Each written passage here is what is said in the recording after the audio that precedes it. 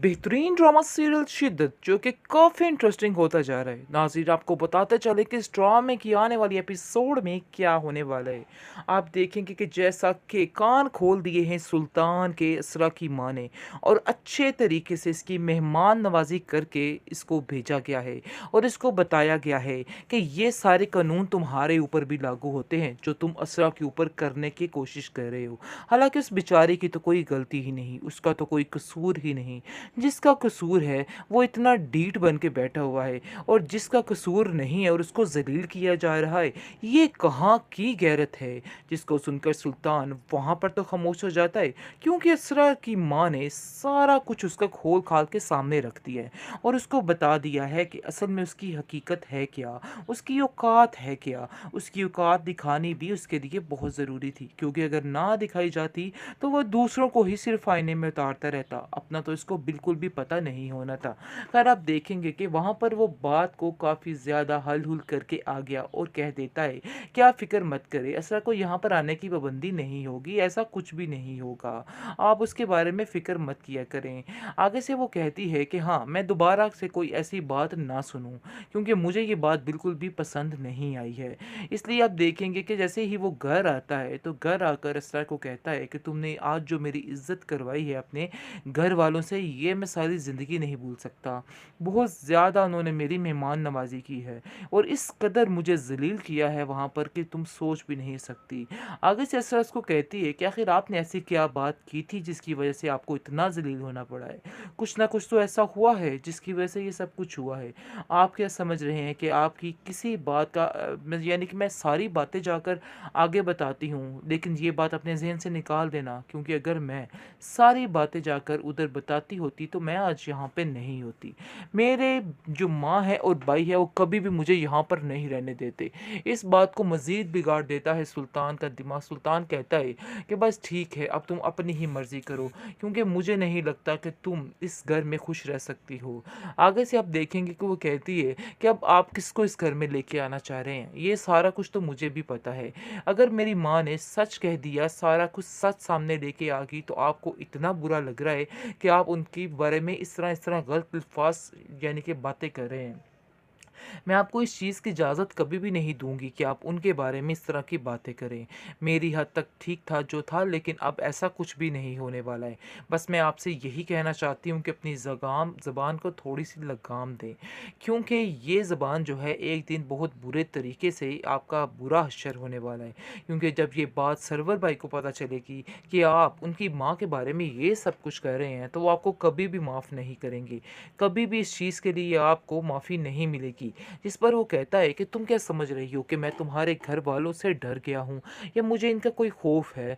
ये अगर समझ रही हो तो अपने दिमाग से ये बात निकाल दो, क्योंकि ऐसा कुछ भी नहीं। मुझे ना तो उन लोगों का कोई खौफ है और ना ही कुछ और। इसलिए बेहतर यही है कि आइंदा तो तुमने इस दफ़ा तो तुमने मुझे डराने की कोशिश कर दी उनका नाम लेकर, लेकिन आइंदा से ऐसी कोई भी बात मत करना, क्योंकि मैं अब कुछ भी नहीं सुनने वाला। अगर किसी को कोई मसला ज़्यादा है तो वो इस घर में जा सकता है, मैं किसी को नहीं रोक रहा। और मैं तुमसे वादा करता हूँ, तुम्हें बिल्कुल भी मसले में खड़ा नहीं करूँगा, बल्कि तुम्हारी मदद करूँगा ताकि तुम इसरार की ज़िंदगी में वापस लौट जाओ। तुम्हें बिल्कुल भी टेंशन लेने की ज़रूरत नहीं, क्योंकि वो तो ऑलरेडी तुम्हारा आइडल है, तो उनसे बहुत ज़्यादा प्यार भी करता है। जिस पर वो कहती है कि मैंने आपसे ऐसे कभी नहीं कहा है, लेकिन ये लहदा बात है कि आपने हर बात को उल्टा मतलब देकर उसका उल्टा मतलब ही निकालना होता है। बहरहाल जो आपने समझना है समझिए, मुझे अब अपनी सफाई में कुछ भी बात करने की ज़रूरत नहीं है। सरवत बेगम ने सुल्तान की ऐसी अकल ठिकाने लगाई है कि वो आगे से बात करने से पहले 10 दफ़ा तो सोचेगा कि उसे ये बात करनी चाहिए कि नहीं करनी चाहिए। उल्टा आकर वो अस्सा के बारे में इस तरह की बातें कर रहा था और बार बार इसरार को अंदर लेके आने की कोशिश कर रहा था, जिसकी वजह से उसकी माँ को काफ़ी ज़्यादा गुस्सा आ गया, क्योंकि वो हकीकत तो सारी जानती है कि आखिर किस पाँव बिक रही है, बाहर क्या हो रहा है क्या नहीं हो रहा। लेकिन वो लोग खामोश थे, इसका मतलब ये नहीं था कि उनकी खामोशी का नाजायज़ फ़ायदा उठाया जाता। लेकिन अब सरवत ने उसको ऐसी दो टोक बातें सुनाई है जिसकी वजह से उसकी अकल ठिकाने आ चुकी है और उसको पता चल चुका है कि आगे किस लहजे में और किस तरीके से और किस वक़्त क्या बात करनी है। और आप देखेंगे कि बहुत ज़्यादा गुस्से में आ जाता है सुल्तान और उसको समझ आ जाती है कि सारी लगाई बुझाई जो है वो असरा की है। इसलिए वो घर बड़े गुस्से से आके असरा को कहता है कि तुमने अपना जो काम करना था वो कर लिया है, जिस पर असरा काफ़ी हैरान और परेशान होती है, क्योंकि उसको तो इस चीज़ का इल्म ही नहीं होता कि आखिर क्या चल रहा है, इसकी कैसे जलालत हुई है और क्या हुआ क्या नहीं। वो किसी बात के बारे में कुछ नहीं जानती है, लेकिन वो समझ रहा होता है कि इसको हर बात का पता है, और उसको कहता है कि ज़्यादा नाटक करने की ज़रूरत नहीं है। मैं तुम्हारी ड्रामेबाजी को बड़े अच्छे तरीके से समझता हूँ, मुझे पता है कि तुम जो कह रही हो झूठ बोल रही हो।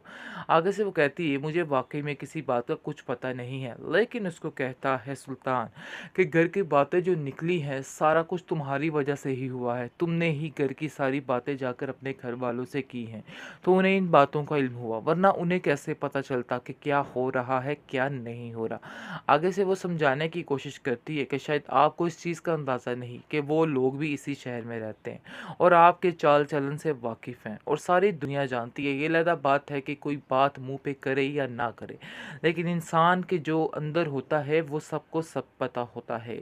आप देखेंगे कि तल्लत जो है वो भी काफ़ी हैरान है और कहती है कि आप लोगों की लड़ाई और चिक चिक ने मेरा दिमाग ख़राब करके रख दिया है। पता नहीं कौन सा दिन आएगा जब आप लोगों के दरमियान सुलह होगी। मुझे तो समझ नहीं आ रही सुल्तान कि आखिर ये क्या चल रहा है मसला। इस माजरे को ख़त्म क्यों नहीं करते हो? क्यों अपने दिलो दिमाग से ये अना का पर्दा, अना की पट्टी क्यों नहीं हटाते हो? आगे से सुल्तान कहते हैं कि आपको हमारे मामलात में बोलने की बिल्कुल भी ज़रूरत नहीं है। हाँ, अगर आपको कुछ कहना है तो असरा को समझाइए, क्योंकि आपका फ़र्ज़ बनता है कि आप असरा को सारी बातें समझाएँ। क्योंकि उसको असल में गुस्सा सरवत का है कि सरवत ने इस तरह से किस लहजे में उससे बात की है, वो इस चीज़ को कभी नहीं भूल पा रहा है। और उसके दिल में बार-बार वो बातें तीर की तरह चुभ रही हैं कि आखिर ये क्या हुआ और क्या ना हुआ। बहुत ज़्यादा परेशान हो चुका है और उसको समझ नहीं आ रही कि आखिर अपने आप को सही साबित करने के लिए वो क्या करे, क्योंकि उसने अपनी ज़िंदगी में कभी हार को नहीं देखा है। इसलिए वो इन सब बातों को एक्सेप्ट नहीं कर पा रहा कि कोई उसके बारे में भी ऐसा कर सकता है, ऐसा सोच सकता है। इस बात की टेंशन ने उसको दिन रात पागल करके रखती है। लेकिन दूसरी तरफ असरा काफ़ी परेशान हो चुकी है, क्योंकि हर बात मानने के बावजूद, सब कुछ करने के बावजूद उसको कुछ हासिल नहीं हो रहा है, और इस चीज़ की नाकामी ने उसको परेशान कर दिया है। मशाल उसको काफ़ी ज़्यादा समझाती है और कहती है कि फ़िक्र मत करो, सब ठीक हो जाएगा, थोड़ा सब्र तो हमल से काम लो। आगे से वो कहती है कि सब्र करके ही बैठी हूँ, लेकिन मुझे नहीं लगता कि ये मामलात सुधरने वाले हैं। जो किया है मेरी माँ ने बिल्कुल ठीक किया है, ऐसे इंसान का यही हश्र होना चाहिए था। वैसे ये बात है कि मैंने उनसे कुछ भी नहीं कहा था, सब कुछ उन्होंने अपनी मर्ज़ी के साथ किया है। मैं किसी बात को नहीं जानती थी। काफ़ी सफाइयाँ दवाइयाँ पेश कर रही हैं वो मिशाल के सामने। लेकिन मिशाल कहती है कि तुम चाहे जो मर्ज़ी कर लो, तुम्हारी किसी बात का किसी को कोई फ़र्क नहीं पड़ेगा। इसलिए ये सब बातें करना बिल्कुल बेबुनियाद है।